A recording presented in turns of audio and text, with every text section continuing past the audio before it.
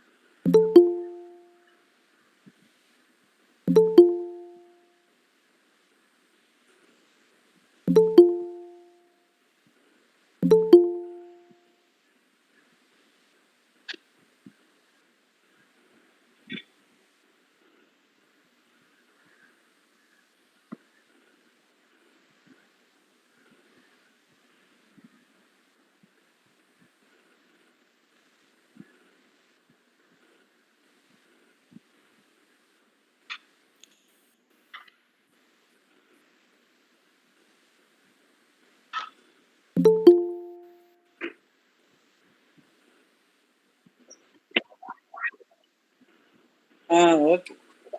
Yeah, another 1 minute. Okay, பண்ண ஆரம்பிச்சிடும் பரவாயில்ல.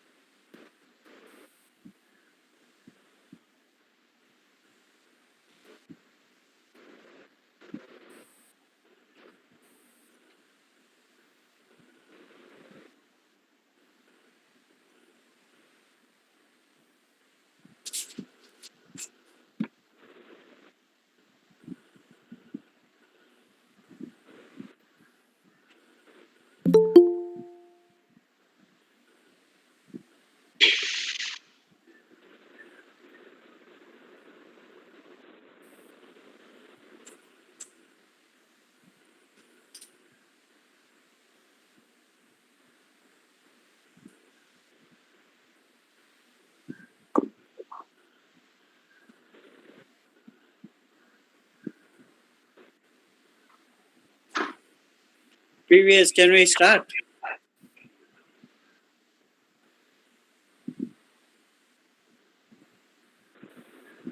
Previous, can we start?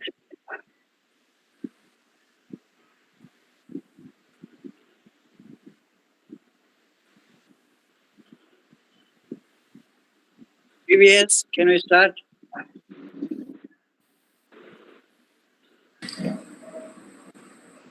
Good evening, participants. Team Chennai, IEEE Madras, and CED.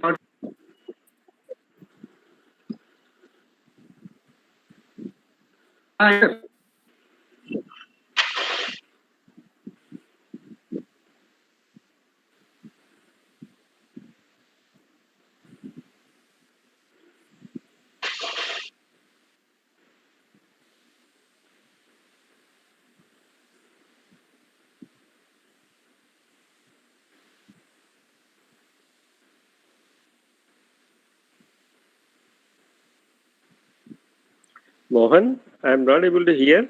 Is the voice coming? No, he's starting now. He just unmuted.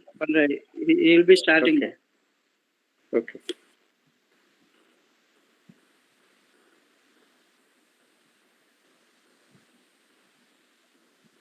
Previous, you have to unmute.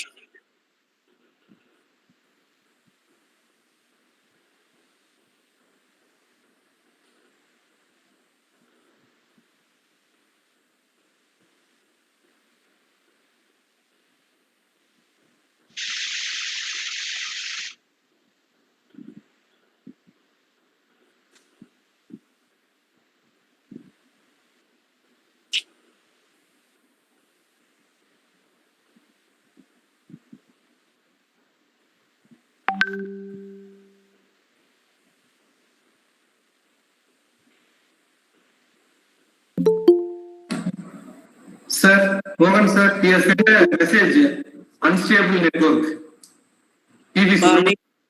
Okay, நீங்க start பண்றீங்களா நீங்க? Yes, sir. Good evening, Professor Janakiram. You can start. Yes, sir. Good evening to all of you, respected Professor Janakiram, respected HR Mohan, respected P.V. Subramanian sir, and other participants who are all members of Computer Society of India, ACM Chennai chapters, and IEEE Computer Society. We are very happy to welcome Professor D. Janakiram. He is going to deliver a lecture on microservices orchestration, containerization, and Kubernetes. Professor Janakiram doesn't require any introduction. He is a very famous personality. He is a fellow of Computer Society of India and senior member of IEEE Computer Society. And he is founder chairperson of ACM Chennai professional chapters. So on this occasion, I welcome Professor Janakiram for this webinar on microservices orchestration, containerization, and Kubernetes. So over to Professor Janakiram, sir. Thank you, Shaktivel. Good evening to all the participants. It's a great pleasure for me to be giving this webinar on microservices orchestration. Let me first thank the organizers of CSI, IEEE, and ACM Chennai chapters. They've been doing a phenomenal work during the pandemic. In fact, all of them are coming together in organizing a series of webinars. In fact, they've been extremely active, as I can see in the whole country. And a lot of this credit goes to Mr. Mohan and his team, and Shaktivel and others, and who have been putting a lot of effort in bringing these webinars. And it's rightly so, because the pandemic has created a situation where all of us are in a position where the things are into a new normal, and all of us have to work with this new normal in delivering what we are supposed to do. And I think this looks like an opportunity, the way Mohan has picked it up and then exploited this opportunity to bring a lot of people together. In fact, though it's Chennai, I think it looks like, though he's looking at Chennai chapter, most of these webinars are available for anyone. And in that sense, its service will be well recognized. And coming to this specific topic on microservices orchestration and orchestration, I chose this topic mainly from the reason that the software engineering DevOps is completely changing now.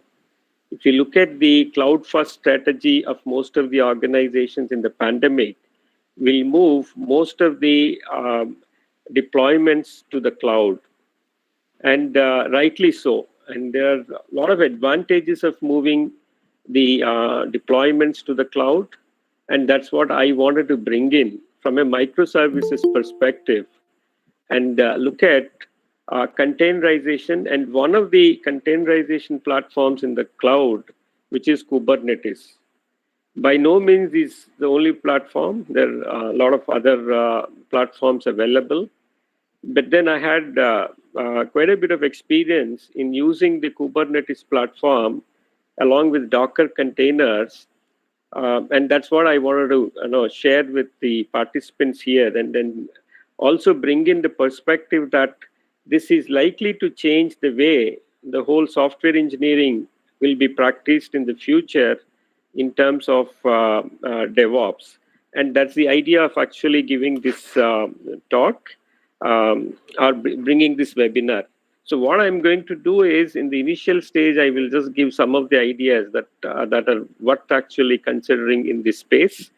And then later, I'm going to actually show you the kind of work that we did in terms of large-scale Kubernetes implementations in the cloud for some of our research projects, and what we've learned in the process. I will share that. A lot of this work in terms of research, it's a joint work with my students at Cloud Mool and Distributed Systems Lab at IIT Madras, especially Akshay Damal and Imanshu Gupta, a part of some of the work that I will be sharing today. So credit to the students who worked with me on these projects. Now let me start the lecture with a little bit on actually telling why this monolithic way of building things is not really a good thing, and you just want to decompose that into microservices architecture. Now, one of the things we always teach is the thing that large applications are built as one single unit, where the coupling and cohesion are badly designed into the program. It becomes very difficult to actually maintain such programs. And earlier view of software engineering is the program changes continuously, and as it is running, you're changing the application. This is like changing the car tires when the car is moving. That's a kind of problem that we see in software engineering. Now it's very difficult, as you can see, and that's a kind of problem. So the downtime, all related issues will come when we address the problem like that.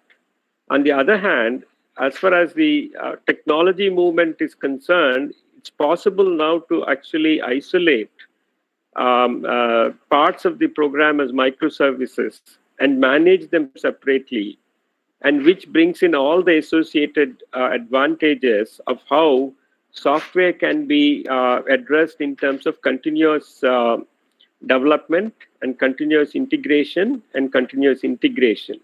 and deployment. So the cloud additionally provides the possibility of scaling the applications, the components of the applications as they're required.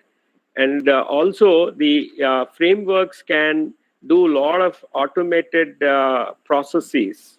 For example, they can check whether the service is healthy and then repair it, do all these things in an automated fashion.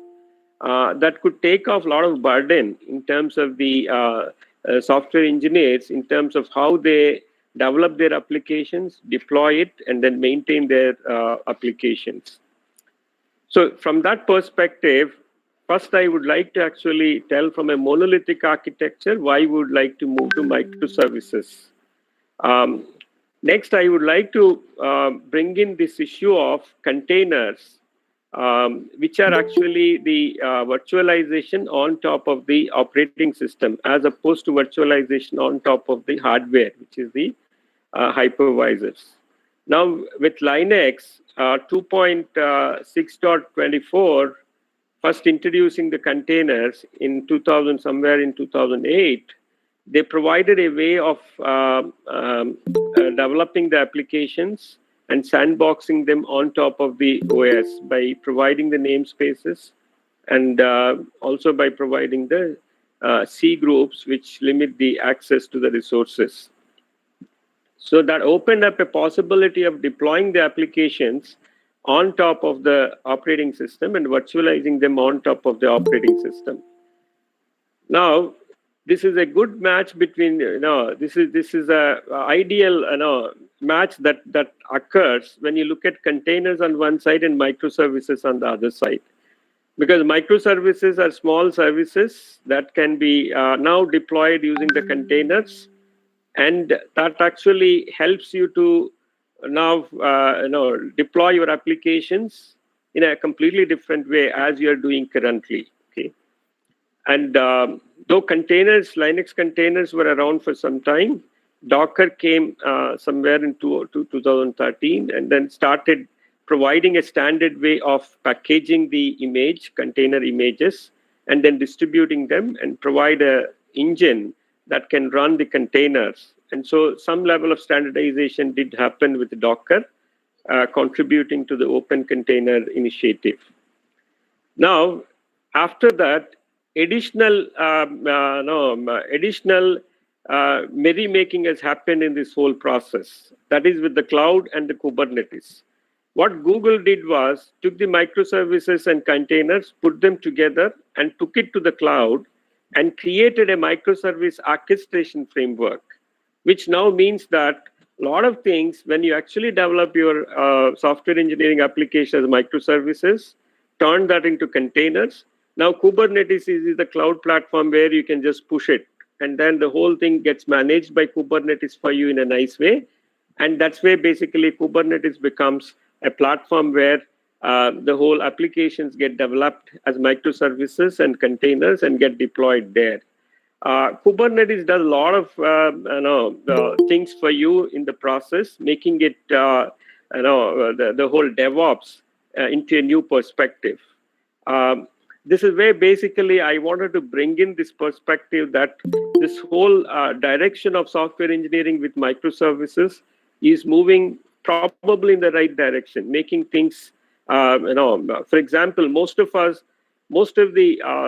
companies would like to have their applications 24/7, even without a few seconds of downtime. That they would not like to tolerate.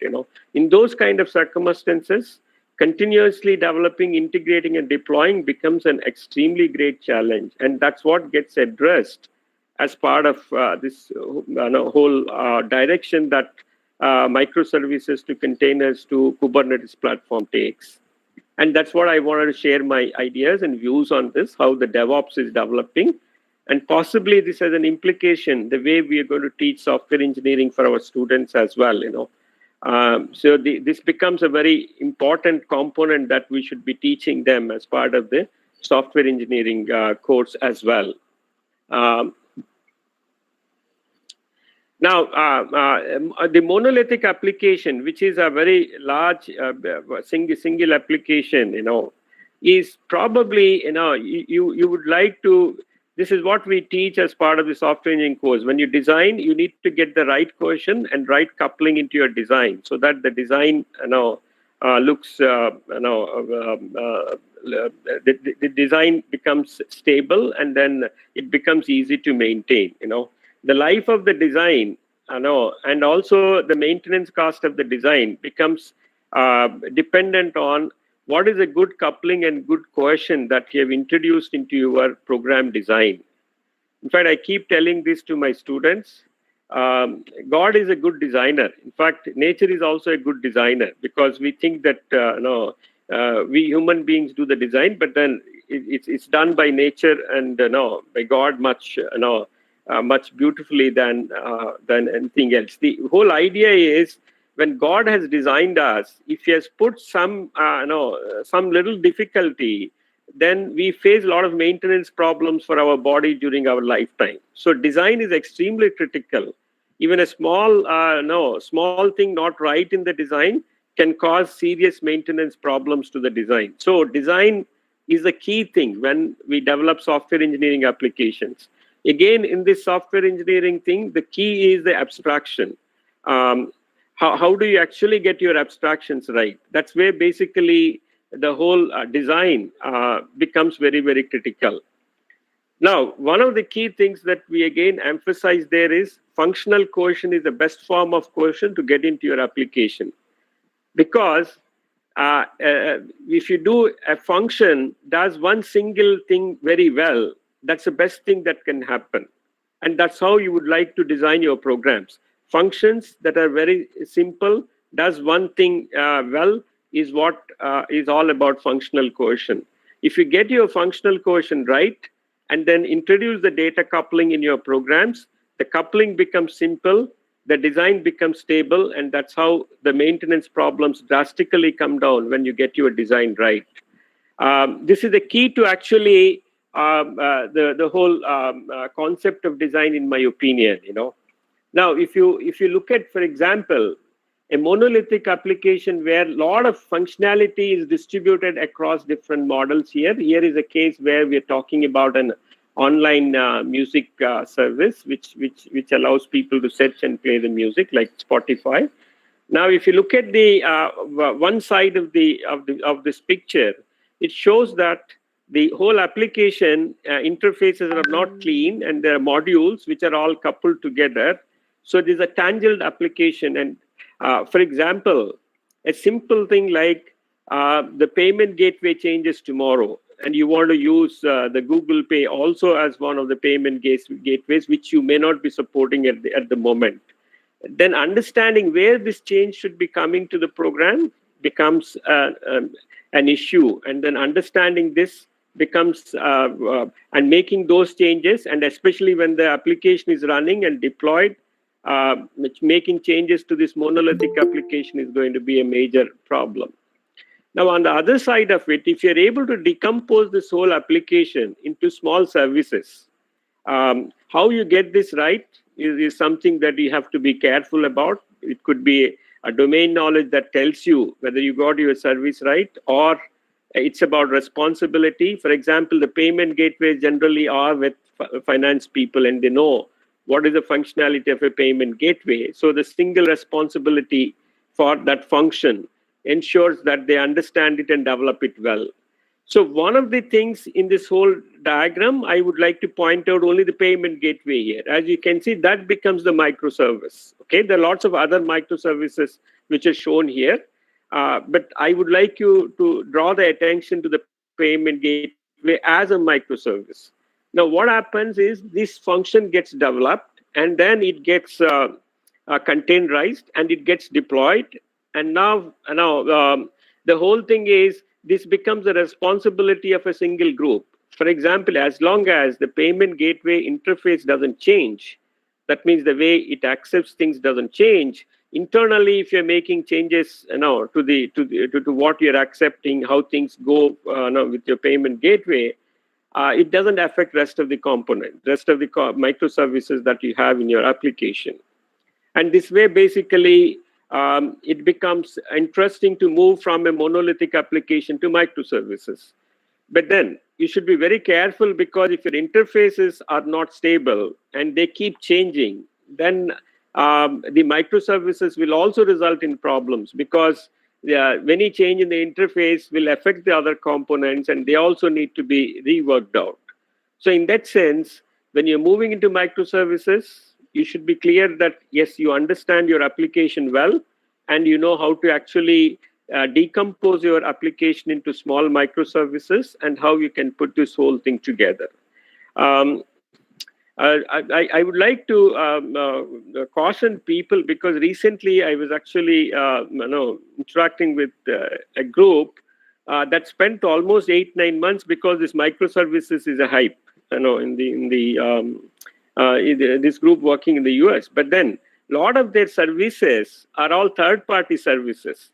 They spent 8 months figuring out that this microservices doesn't really, it makes things a lot more difficult for them because they are just assembling or they're aggregating the services provided by others.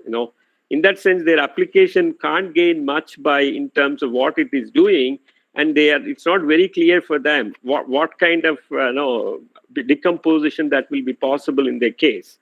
So one should be careful. A lot of applications where the domain is very clear, and then where people have a lot of domain expertise in seeing what makes sense in terms of the interfaces of these microservices. I think microservices make a lot of sense for you to move in. The key thing is, since the responsibility is with a team, as long as they can develop it also in any language, so the stack doesn't really get tightly linked. And then, for example, one microservice could be developed in Python, and then the other one could be developed in C. You can actually choose whatever language for implementing your microservice, but you just need to expose the interface for other services to be able to make use of your service. That's how the decoupling happens for the microservices. Now, to define the microservice architecture, the application is a loosely coupled services, and this is something that is going forward will make a lot of sense, because when you go into the service-oriented architecture, new services can be discovered, and you can put together your application as a loosely coupled service. And this is how software engineering probably going forward into the future is how it is going to be engineered. That means you will figure out what services are around, and then how to discover them, and how to put your application together with these services, and not as a large piece of one single system designed and developed and deployed. So in that sense, this becomes an interesting architecture moving forward. In fact, it is possible in the web context also, if there is a service discovery and somebody actually exposes his service, you probably might want to, this is a third-party service that becomes part of your application. Now, if you look at SMS and a lot of other applications that are out there, you just make them part of your application, and then use the third-party interfaces in connecting the whole application yourself. So this provides a new way of actually monetizing, new way of building the software and putting the software architecture together. So in terms of looking at this, the client will work with different services. As you can see, it could be service X or service Y. This is also gives a failover. For example, if one service is failed, you can replace it with an equivalent service that could be running somewhere. And then at the lowest level, you will see these microservices A, B, C, and then at a higher level, you compose from these lower level services, the higher level service, and they become reusable. The lowest level services become reusable. In fact, there's something that people are now saying. It's a further small services. Instead of micro, you'll get a nano service, which are small services, which can be extremely reusable, and in terms of composing your higher level application with the lower level services. Given this kind of an architecture, how will we basically, I sort of gave some of these advantages of these microservices. This is only a way of looking at it. It's not something that, as I said, one needs to take this with a little care, because as I go further, I'll also show you what exactly, sometimes the kind of problems that you could be facing. The service could be fine, but then its interaction is with the other services could be the problem, and that's where basically you need to understand, and sometimes you need to look at microservices with a care that you are actually throwing the problems outside, and then you are keeping this service simple. In that sense, in such a design, you're not really solving the problem, and you're actually throwing the problem to outside, keeping the microservices simple. Unless you get your application right in terms of the stable services, microservices may not be really helpful. I'll come back to some of these things. That's a brief introduction to microservices. Now I would like to move on to the containerization part, and then map the microservices to the containerization part.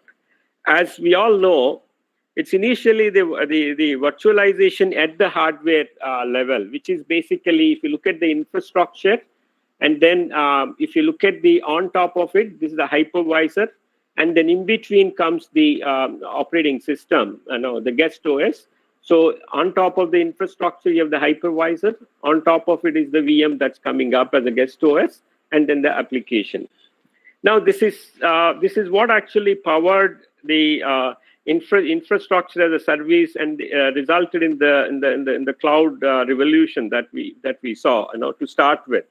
So a lot of cloud, you spin off a VM on the bare infrastructure by the hypervisor. So you specify whatever the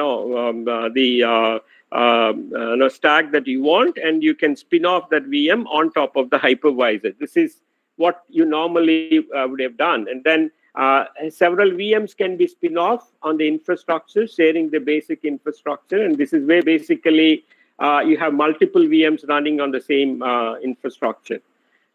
Since they share it, it also could cause problems, security problems and all that. We won't go into that. But now if you look at the second kind of a model that emerged is virtualizing on top of the operating system, especially with the Linux, where we had the 2.6.24 around 2008, where they've introduced the Linux containers with the namespace and the C groups for resource restrictions for how the resources are used. Then basically you got a sandboxing, and that's where basically you've got a container engine on top of it, and the applications get isolated. Applications get sandboxed on top of the OS. Now, one of the key things here is now we are spinning off or you're an application on top of the operating system. Obviously, this is going to be much faster compared to actually bringing up a guest OS and run your application. So suddenly, containers is much faster in terms of running rather than in spinning off than the virtual machine. And also imagine in cases where you need to move your virtual machine from one node to another node, the footprint of the VM is much higher because it includes the guest OS. Whereas if you look at the container, it's a much smaller piece of code that needs to be moved from one node to the other node for migration. In fact, one of the key research things that we looked at when, from a security point of view, when you see that the attacks possible on the container and you detect the attacks, then our research looked at optimal way of actually migrating the containers from one node to the other node. Our research also looked at how containers get packaged, scheduled together. For example, we have the Docker and related Docker Swarm as one of the container platforms. The other is Docker plus Kubernetes. Both these actually take and schedule your containers in a particular fashion, in a particular way, but none of them exploit the runtime metrics of the containers to optimally package the containers on your nodes. And one of our research is to actually get what the container is doing at runtime. In the process, securing the containers and also scheduling them in the most appropriate way on the platform. So the containers become now if you see in the cloud, you spin more containers than the virtual machines because people are slowly moving to actually the container part, because now what you can do is you can take a microservice, turn it into a container, push that image to the cloud, and use the container platforms to start to deploy them. That's where basically from microservices to containers become a way of actually turning your microservices into images that can be deployed in the cloud or could be run even on a private deployment as well, which I'm going to show you in a couple of minutes how those kind of things work. Now, how does this Docker container deployment work? If it is basically, Docker is one of the container deployments. Docker standardized the images of the containers so that Docker can run those images on top of for example, on top of the guest OS, whatever OS you have, the Docker engine becomes the container engine. And then it takes the image, whatever is the pre-built image of the container, it takes that image and starts running that image on top of the guest OS. Now, as you can see here, the Docker became more or less a de facto platform for container deployment and running. They did a lot of work initially to actually standardize the image formats, and then they gave it to the Open Container Initiative and was driving that initiative in standardizing the image formats. 2017 saw some good movement on that, but then the adoption was a bit slow as far as this is concerned. But sooner or later, I think once the standardization happens, containers become an interesting way of actually sending your microservices around and deploying them on whatever platforms you need to deploy. And then the whole process could become very, very seamless. As you can see here, there could be a local repository where the container images could be there, or they could be a Docker Hub repository somewhere where located. So you can always pull the images, the Docker images, that means the pre-built images, and you can start running those images, container images, and that's how the containers get created. And this is a starting point for you to turn your microservices into a Docker container deployment. So though there are other things, I will predominantly concentrate here on the Docker and the Kubernetes, as I told in the beginning. But no, there are other models also available, but my experience is largely with Docker and Kubernetes.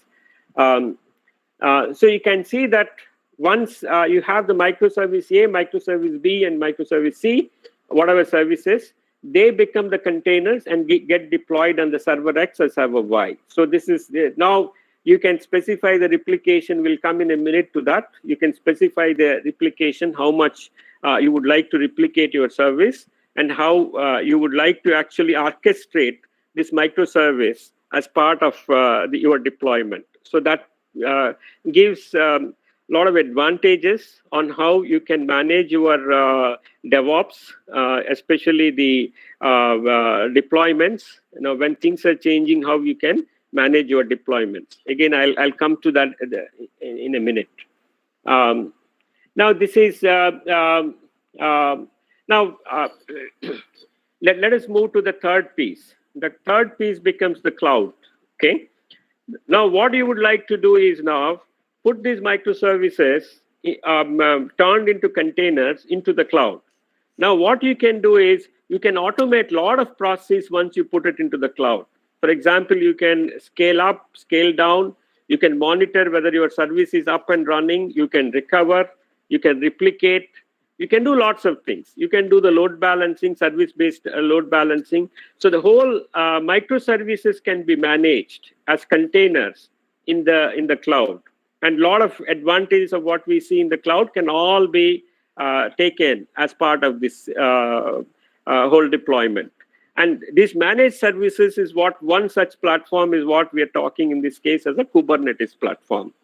So this is how the whole thing will look like. So you have the microservices, application developed as microservices, and then you're putting it into the cloud native architecture. So this gets deployed in the cloud. Now we can see the continuous integration and continuous deployment can happen in the cloud because you have this managed platform available for you, which supports all of this for you in a very simple and easy to understand fashion. Now let me go a little further and then discuss this before I actually get onto Kubernetes as a platform. Okay, so what you would like to do is, for example, when the services are put, some services, as you architect your microservice application as a microservice, some microservices need to be scaled up. Not everything need to be scaled up. Where the bottlenecks appear in terms of resource processing, you would like to actually scale it up. And that's one of the things that you're going to get. One of the key things is going to be the load balancing, and load balancing is not easy. In fact, different applications require different kinds of load balancing. It depends on whether the microservice has state, and then can that be replicated. If a microservice has a state and then you replicate it, then you get into consistency problems, and you need to understand how we are going to get the consistency if there's a state inside the microservice. So you need to worry about when you're turning your application into microservice, how the application scales in terms of those microservices. This should become a part of the thinking, because this becomes a distributed architecture. It's no longer a single architecture, because you just take your containers and you're going to deploy them on multiple nodes. So what kind of scheduling algorithms, what kind of load balancing policies that you can put in place, all of this become important. So one needs to worry about this as part of the, I see the load balancing is the most critical piece in terms of how you should be designing your microservices from the distributed architecture perspective.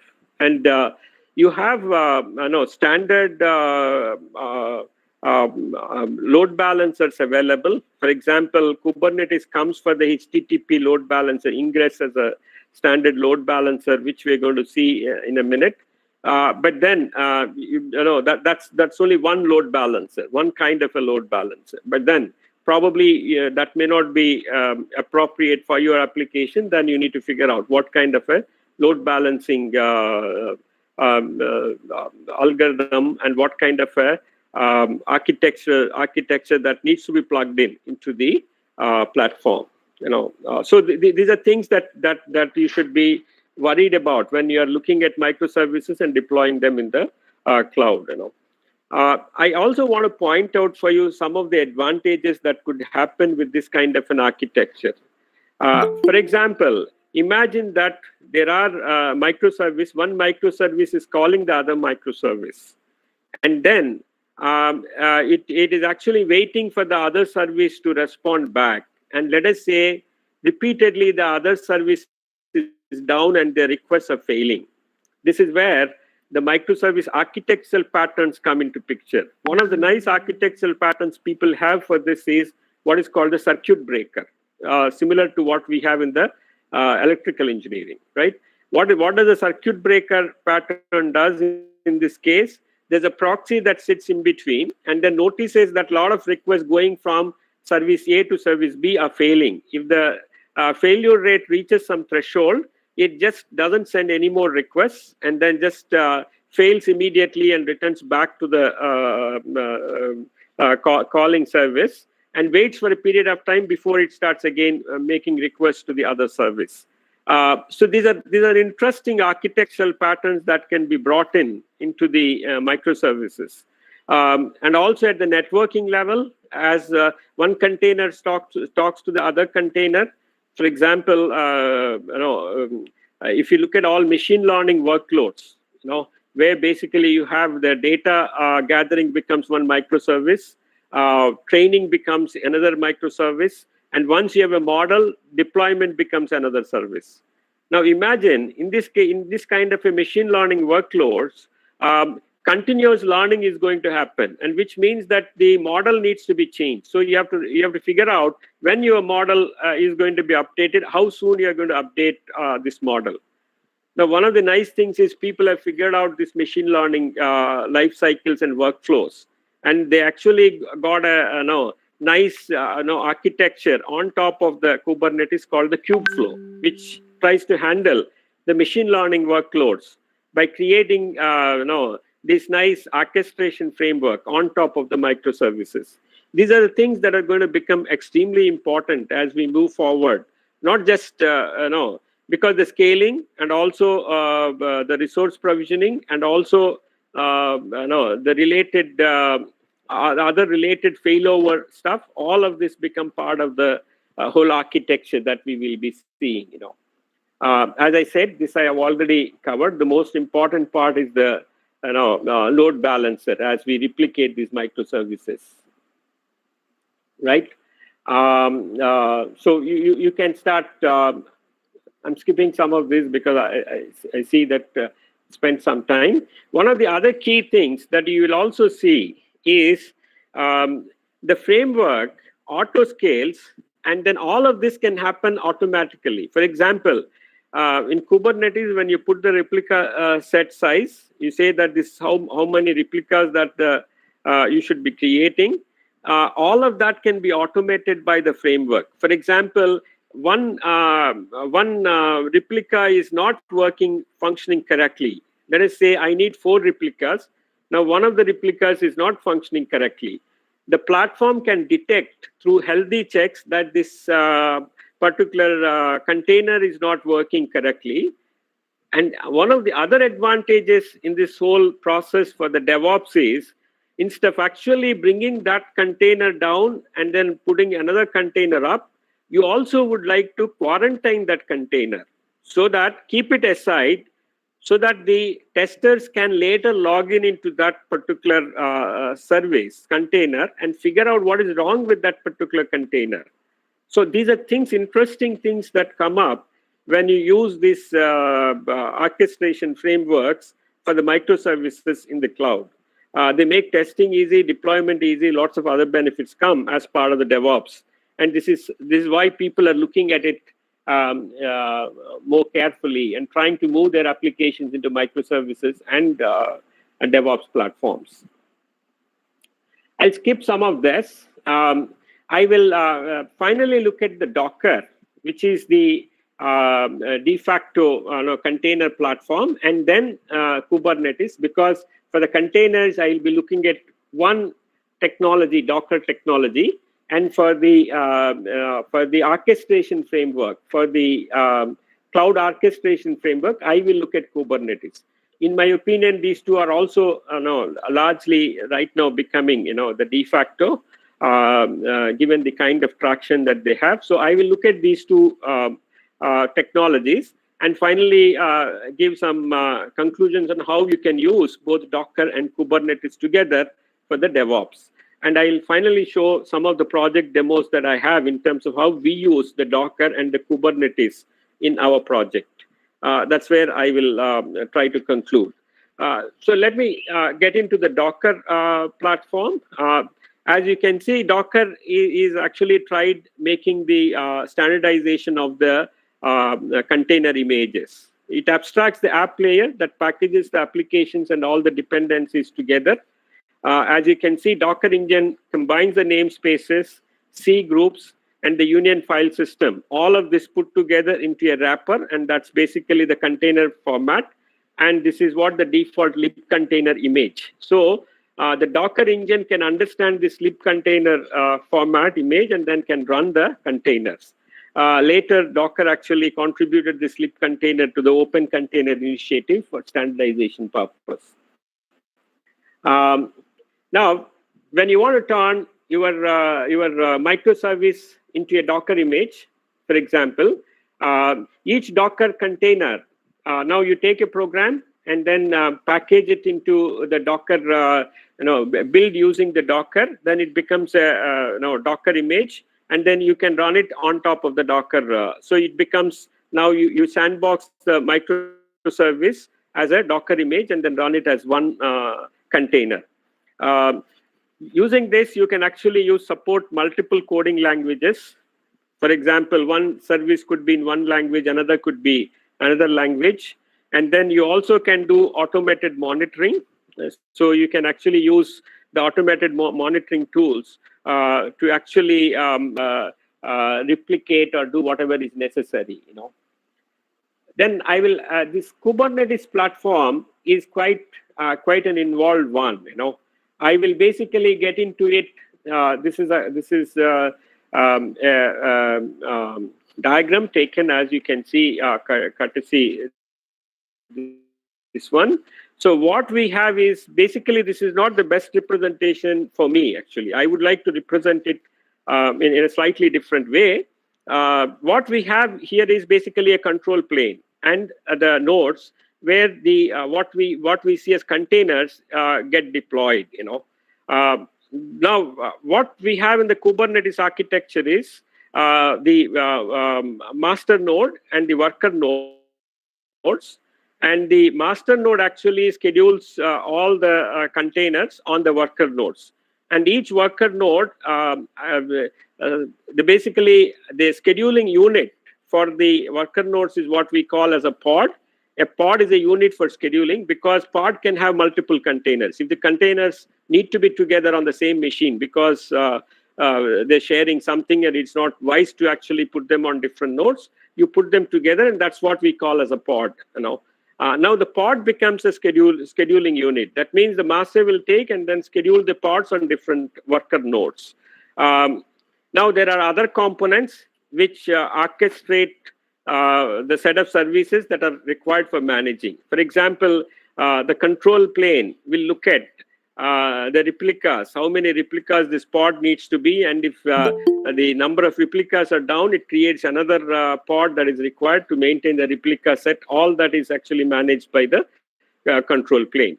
I won't go into details of the whole architecture, but then at a very high level, what you have is the master node. 1 hour talk is probably, to just give you the abstractions rather than too many inner details of this architecture. So in that sense, there's a master node and the worker nodes, and the pods get created. And this way, basically, you have a scheduler there, and there is a scheduler as part of the master node, which schedules these pods on these different worker nodes. I won't compare, the scheduling policies, but one of our research actually looks at Docker Swarm scheduling versus Kubernetes scheduling versus how we would like to schedule, and that's basically one of the recent works that we had actually done, which we call it as C balancer, the way the containers get balanced in our model. And I will show you a reference to that paper. If somebody is interested, they can look at it. For example, in the case of these pods, as you can see, the controller, for example, this is one kind of HTTP load balancer. So you can see that the port on which the application is exposed, and then let us say this is a service, and then we now use the ingress controller for load balancing. Now these are the set of pods that we would like to create. Now the deployment will ensure that the pods are created using the replica set. For example, if you put the replica set as 4 in this case, you get 4 pods created on 4 different nodes, and then each pod the health checks will be made, and then now you can see the containers are started as part of these pods by the kubelets running on each of these nodes. Now, once you have this architecture, now you can see the whole deployment. Once you have the image, the deployment YAML can just manage this. Another very interesting move by most of these platforms is a declarative model, declaratively specifying what you want your system to be. The YAML gives the declarative model of what you want your system to be. For example, when you say, my deployment should have 4 replicas, and if the actual at the runtime, one of the replicas go down, it is the control plane that makes sure that the another replica is created and the actual number is maintained by the control plane. All that you see as part of the deployment, you will tell the desirable properties that you want your application to be in, and then rest of it is managed by the platform for you. That's how this whole thing gets done. One of the other things that I'm going to show you here is how the deployments work. For example, the deployment itself becomes an YAML. You can specify it again in a declarative fashion. And imagine that you have a, you're trying to do a continuous deployment, and so basically, there could be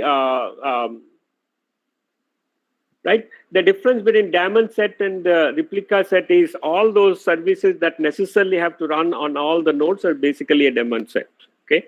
You can still control it using the labels, but then the idea is that the replica set is for your applications. But whatever services should be running on all the nodes, you will specify them using the daemon set. Now, assume that the current deployment, we call it as a green deployment, okay? The idea of the green deployment is all the pods that are running are now in your deployment are green. Now let us say you would like to change your green deployment, which means that you have now made changes to your image. Now you would like to replace this whatever running pods with the new changed image set, okay? Now, this is where the interesting thing comes with the most interesting thing comes with the platforms. Okay. Now, one way is to stop all the running green pods and then start what we call as the blue pods. The blue pods are the new changed ones. Now, the green to blue change, if it is drastic in terms of stopping all the green at one point and then bringing all the blue, if there is a problem with the blue pods, then you are into serious trouble, because then the applications fail. Applications will start crashing. So this is where you would like to now manage your deployment. This is where basically you want to have a rollout strategy. When you're making changes, you want to have a rollout strategy, which means that some of the greens to start with, you want to change them to blue and see if things are going properly, which means that, let us say I have 3 plus 3, 8 of them here. So I specify in my rollout strategy that 20% of them can be replaced to start with. Let us say, 2 of them will get replaced with a new version, which we call it as a blue deployment now. Now, when your blue pods are running, you wait for a certain period of time. You can specify this. For example, 2 minutes, wait till it becomes healthy and everything is working properly, then replace another 2. After that, another 2. This is basically a rollout strategy that you can specify. And if things are not working correctly, you can pause. For example, you deployed these 2 blue and then you figured out this is not working correctly, you can pause your rollout, and then so that things don't really become problem for you. And this is where typically the biggest advantage that comes with the DevOps platforms with containers plus the Kubernetes kind of platform. So what in this particular case you will do is you will have a green and a blue deployment simultaneously, both of them, and you slowly roll out from the green to blue. Later, when the blue is the ready one running, then you actually switch to green if you want to now roll out another change. So this is how the whole thing works. You can also provide a max surge. For example, you don't want any of your pods to be down, in which case actually you can specify a max surge, which means that above, for example, 20% more will be created. For example, none of this will be replaced. You create 2 blue pods, which are the new version of the pods. And then you use that actually to, now if the 2 are running, you take 2 off from this green and then again put 2 more. So that means at any given point, you will have a 20% more pods running than the previous pods. This becomes a very interesting way of rolling out your this thing, I'll skip some of the other stuff because I think I'm actually reaching 7 o'clock. What I will do is I will basically point out some of the Kubernetes networking stuff. Okay, a lot of interesting research that is possible with the pod to pod, container to container, pod to service, external to service. There are a lot of interesting work that people are doing in terms of how exactly the pods communicate with each other and what kind of a networking that needs to be done. One of the key things that you can understand with Kubernetes is, and also this is one of the major this thing that Google started promoting as saying that this allows you to integrate a private cloud with a public cloud, which means that you can have a Kubernetes deployment in your private cloud, Now, whatever scripts that you are actually using for deploying in the private cloud, you can switch those scripts. With those scripts, you can seamlessly switch your deployment to the public cloud. Okay, so in some sense, this provides a very easy integration from the private cloud to the public cloud. But then, when the pods get attacked, what kind of networking these things are going to happen? What kind of security in the container space is required? Now, one of our work on providing filters at the Linux kernel level, we see that that has a best potential in terms of providing the security for the containers. For example, filter containers is the best way, in our opinion, to actually protect the container from attacks, and that's one of the technologies that we are developing, for the container security, and trying to see how that can be used in for getting the private to the public cloud security part. When we actually move parts from the private cloud to the public cloud, how the security can be managed as part of the deployment from the private cloud to the public cloud. This is, I see, as a most interesting research that we are doing in recent times.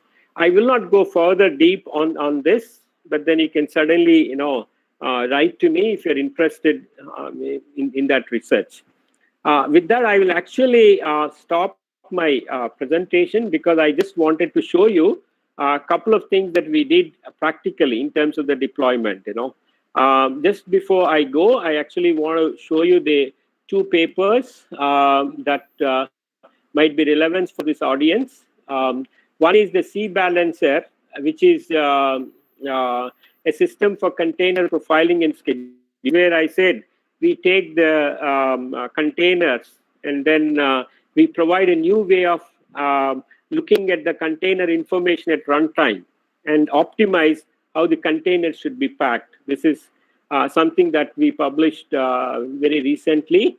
And then the other one, that what I'm going to show, is this permission blockchain, where we have a new protocol on consensus for this permission blockchain, which required several hundreds of nodes for experimentation, because this experimentation will require creating large number of nodes and then experimenting with large number of nodes. Obviously, we won't be able to do it in an internal setting in IIT Madras, so we were requiring a public cloud. So what we did was we used the Kubernetes platform, wrote the scripts, actually created a large number of nodes on the Kubernetes platform, and then experimented, using the Kubernetes platform. And we had very interesting ideas on how the public-private cloud integration can be done using the deployable scripts, how you can manage this integration from private cloud to the public cloud very easily. These are the two papers that might be of interest for the people who wants to further read. Before I actually stop my presentation, I just want to show how the Docker thing works. And I hope my one of the things is you can see that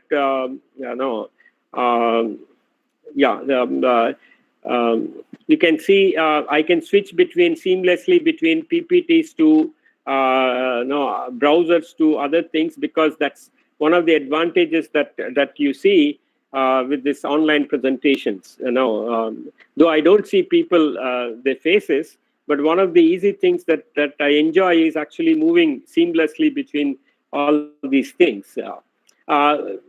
This is actually a platform. I will just take a few minutes to just show you.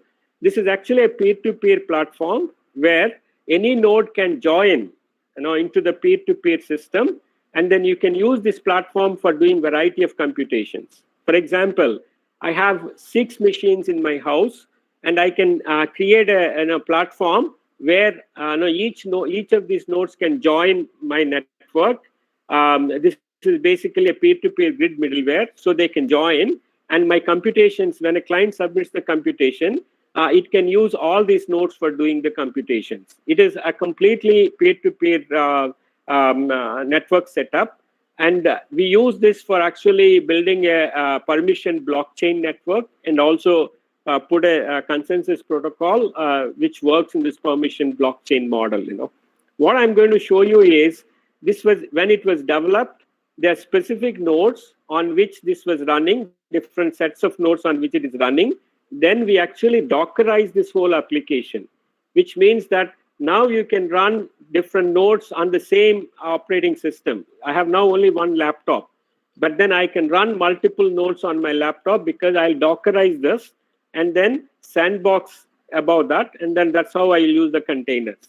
Later, I'll show how I've actually pushed this to the Kubernetes, and I run the same application in the Kubernetes. Okay, this is what we have done with our own research projects, and that's what I wanted to share and close at that point.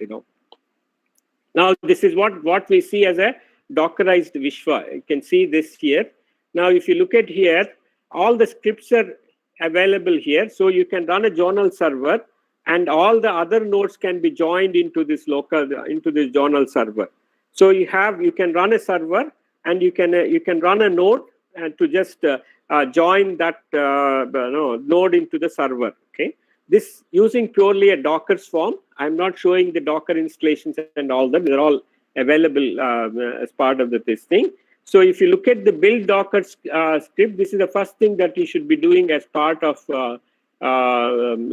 this Dockerization. So this is how you Dockerize your application. As you can see here, the Docker build, you're actually building the server. You're taking all the scripts there in that directory, the server directory, and then you're building your Docker image, which is basically the server image. Similarly, you are Dockerizing the node, and you're building a node image using the Docker build. Okay. Once you build this, the Docker images are available. Then you can just run using the Docker those files, those images. For example, you can see this run server script. This will run the Docker image for you. As you can see, the Docker run, there's a private network that gets created. This is the advantage of actually Docker Swarm. In the Docker Swarm, you can create your own network, private network, and then attach the various containers that are running to this private network, and then they work with each other with this private network. So a network will be created, and then these containers will start running on that. As you can see here, the server latest image will get run here using this Docker image. So if I just run this server, now this becomes the, okay.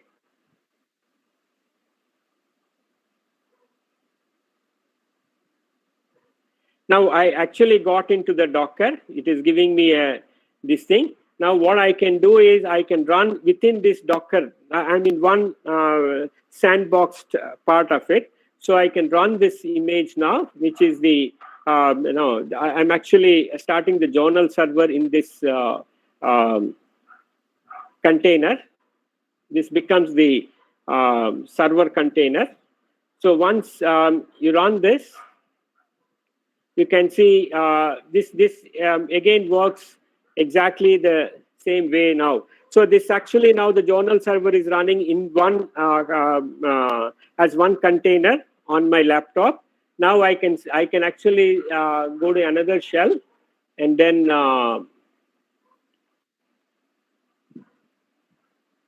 I guess this I need to increase. Okay, this is.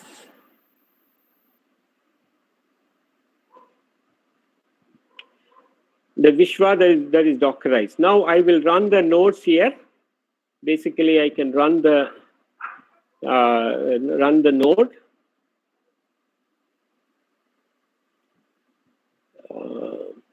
I think I need to stop all the servers.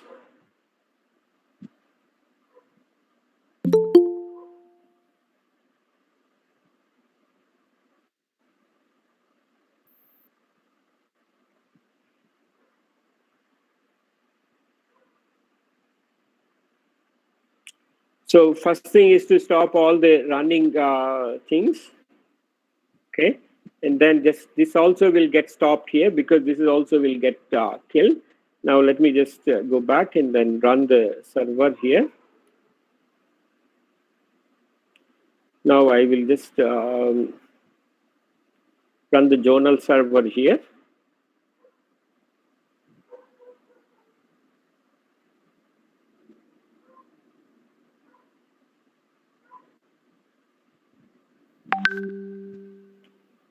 So we can go to the other.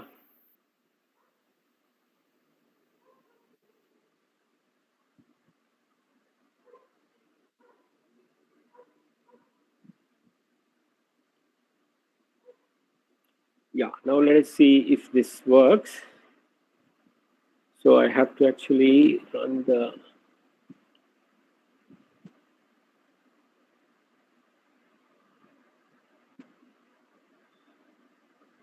So this should run the node. Yeah, you can see now it's like another machine that I have. This just joined into that particular node. You can see that all the this thing has come. You can add more nodes by taking a different this thing and run several nodes together. That's also possible. So now it's like having on my single laptop as if I'm having multiple distributed nodes. That's what actually I'm using with the Docker. Okay, right? So I don't need now multiple machines to experiment with this, and then I can just use on top of the virtualization, each container now becomes a node for me. It has its own IP address and it's actually communicating with each other. So I just Dockerized whatever earlier I had a distributed application using Dockerized. I'm virtualizing on top of the operating system. So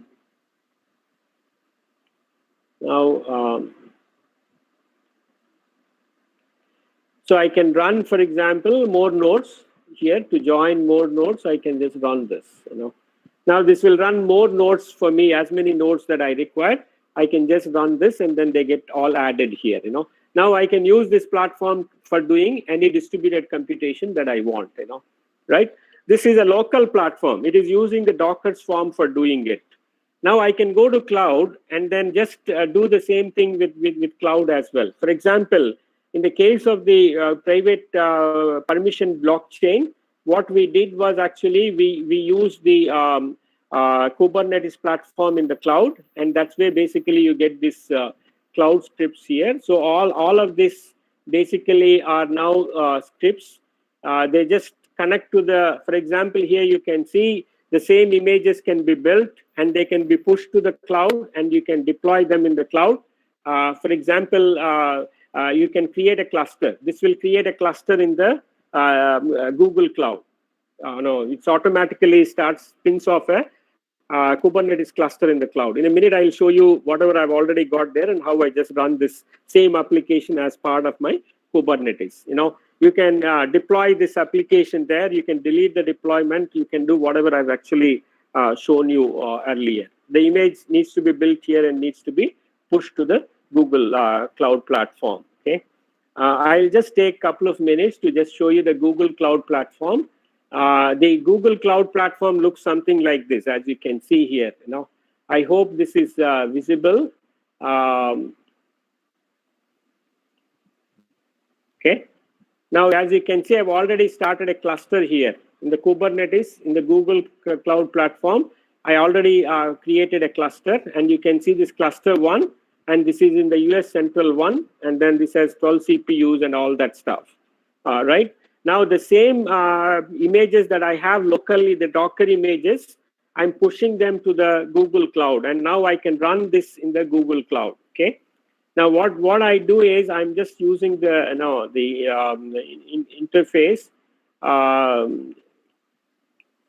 For just saving time, I actually pre-run this. So you can just use the create a cluster there and then deploy it and all that stuff. Okay. I'm just getting a console and I'll just show you how I just run a same image as part of the Kubernetes engine in the cloud. What advantage you get now is the same scripts that I have there. By just using that, I can actually push whatever local cloud or to the public cloud. For example, this is coming to Google Cloud. I can also push it to Amazon because Amazon also supports the. Okay. Now this is the last thing that I will show you, and then stop here. Okay, and take questions. For example, in this case, you're going to say, I will run this image here. Right, this image is what I would like to, this is the Docker image that I would like to run. So I'll just say that this is Same thing what I did locally, I'm just pushing it to the, no, this is my project. And then what I would like to now do is server version. Okay. This is what I would like to run, you know. So basically, I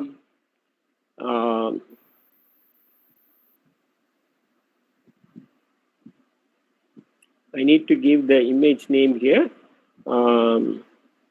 This is CSI ACM IEEE. Okay.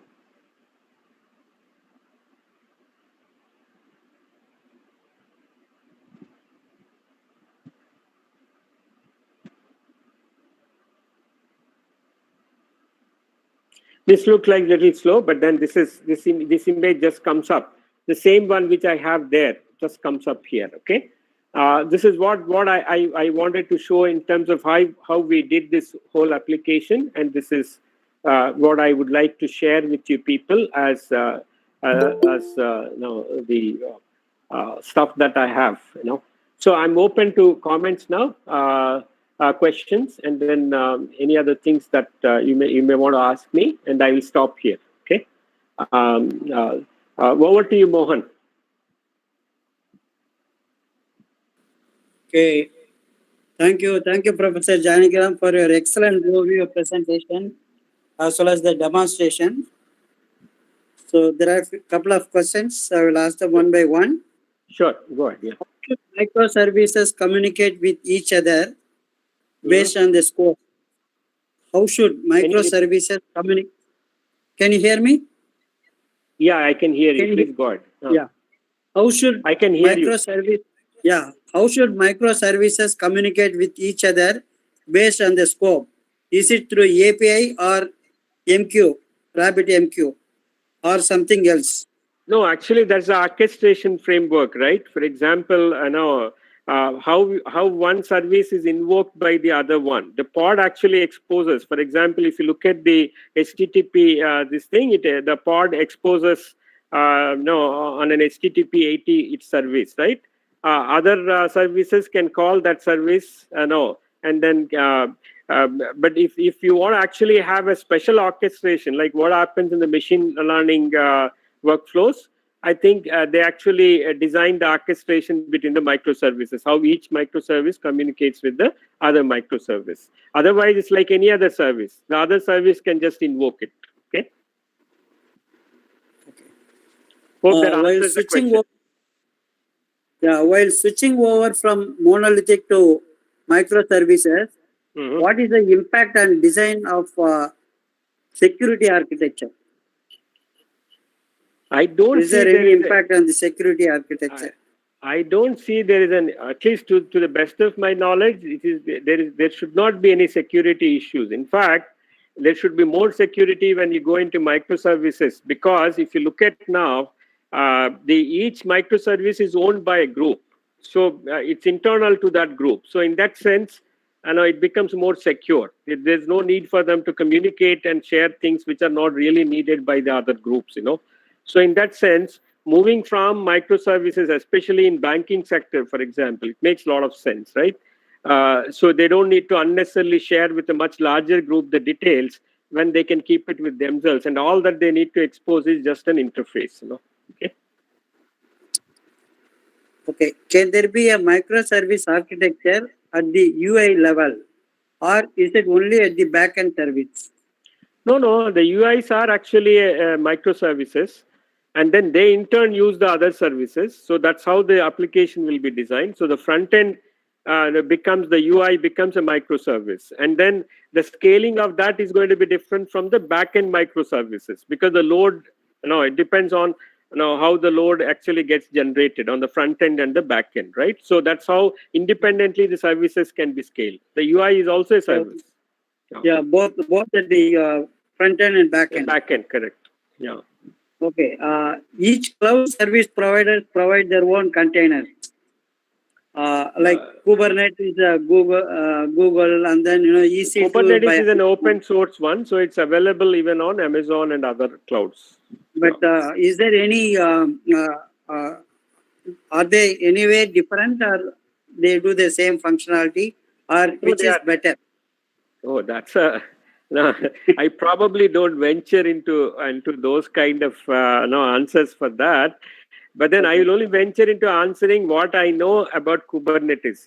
I've worked with it, so I see that that's a good platform for the microservice, especially on the Docker side, because it provides a lot of other services like the replica set, health checks, isolation, as I told you, the deployment, strategies as an YAML. All these come as part of the Kubernetes, engine. That's why it's becoming very popular along with microservices and containers. That's bringing everything together for your DevOps. Okay.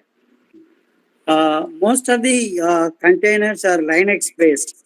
Correct. Are they having any specific issues in Microsoft environment?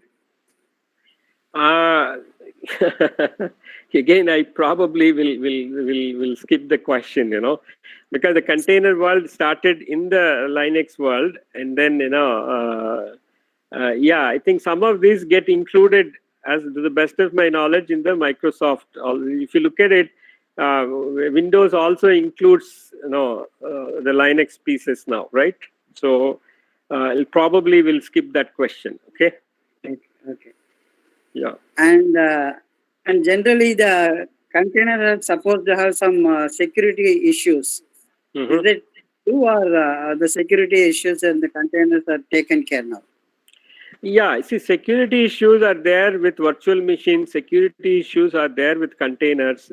Security will be there even with processes. Security always will be there. Now, the difference between containers and virtual machines is virtual machines are on top of the hypervisor, which means that the kind of sharing that happens with the hardware, that's what actually causes the security issues. For example, the last level cache attacks and all that, the side channel attacks, all those that happen for the virtual machines, row hammer attacks and all those things are part of the virtual machine world.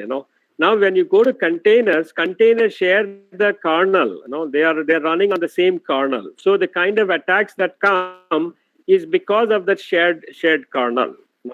For example, if you look at Android, the on top of the Linux kernel, you have the Dalvik VM, and the application is running on top of it. So all apps running are actually sharing the same Linux kernel, right? So it's a similar architecture, except that now it uses additional privilege granting and all that stuff for one app to see the other one, and then that can cause vulnerabilities. Okay, for example, the Skype read the contacts and then copied that as a global readable file, and then any application which knows that this is what Skype is doing can take that file and then can transmit it anywhere. So your information can leak because essentially they're all running on the same kernel, Linux kernel. Okay. Right. So those are the additional security issues that come in the container world. That's where basically our per container filter that we developed for the Linux kernel, we believe is the best technology for container security. Okay. Okay.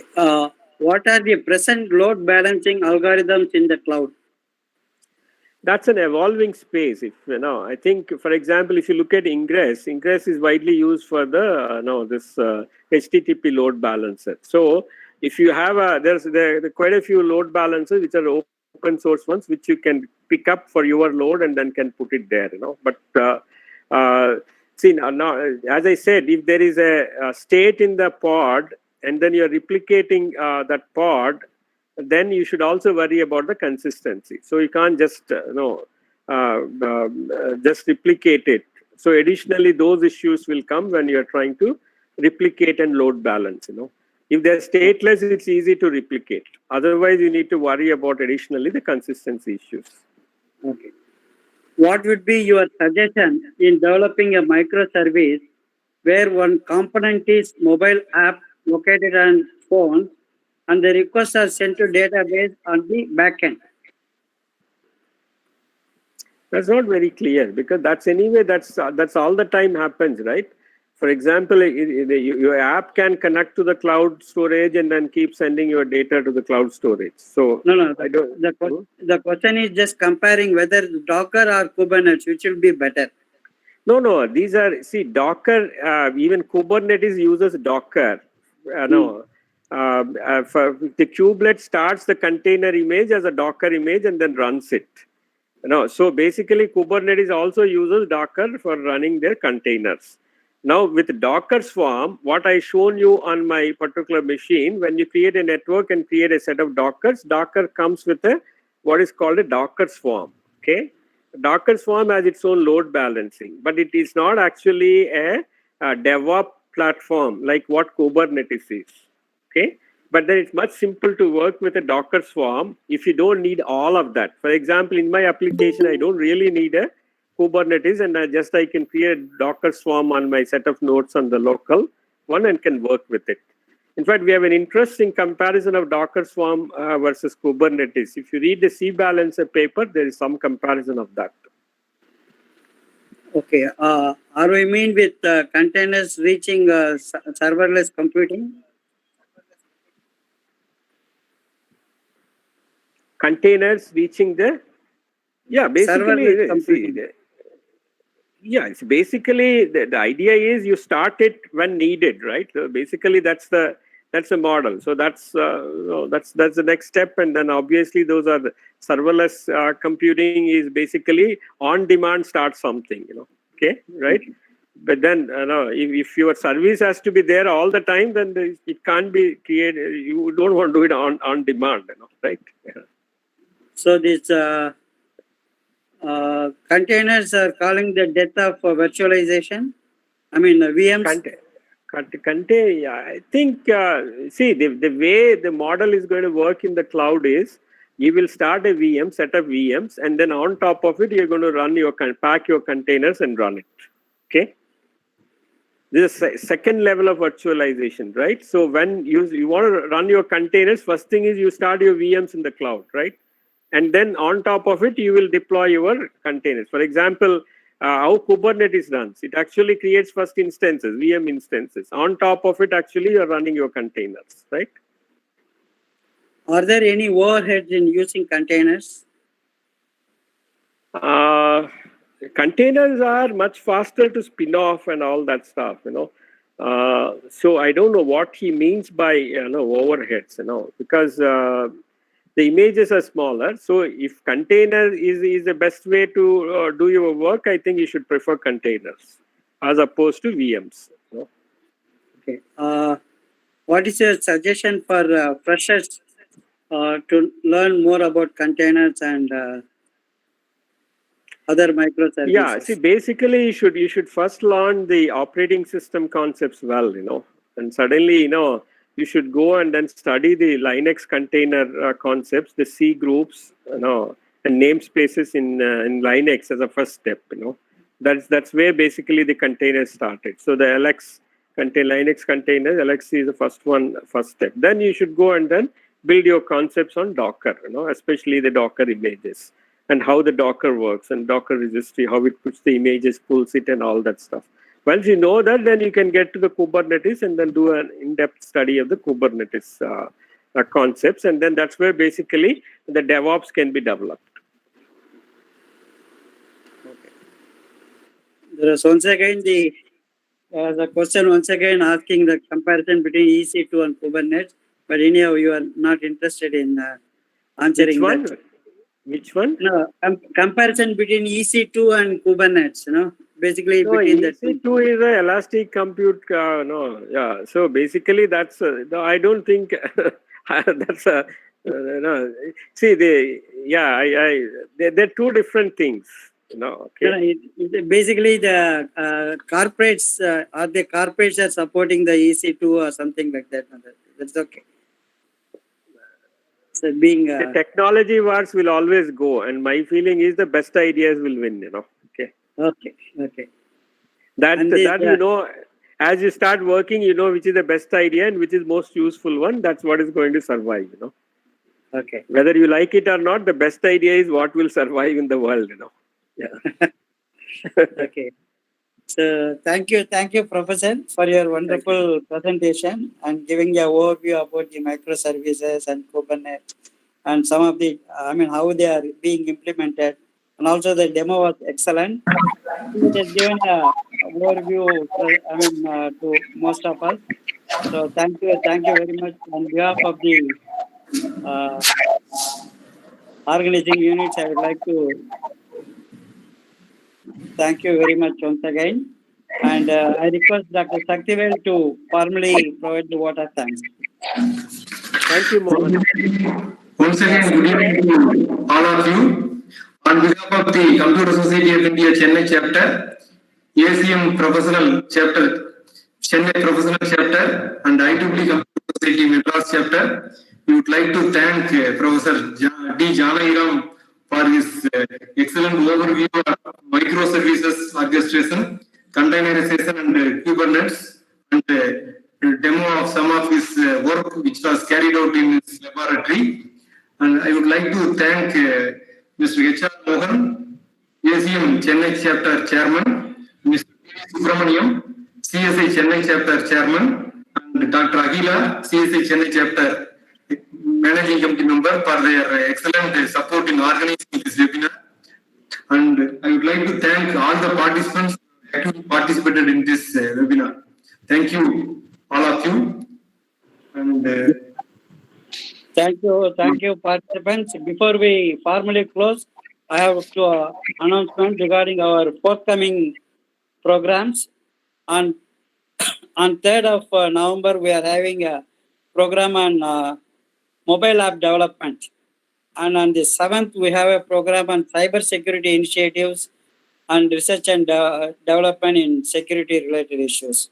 So we are already communicated with the announcement, and we will also be sending reminders. Please do register and attend them. So thank you, Professor, once again for your excellent contribution and time, effort, time. And we would like to get a copy of your papers, the links. Sure. You can share it with we can share it with the participants. Sure. So we would like to do it. Sure. Thank you. Thank you, and good night. Bye. thank you, sir. Good night, sir.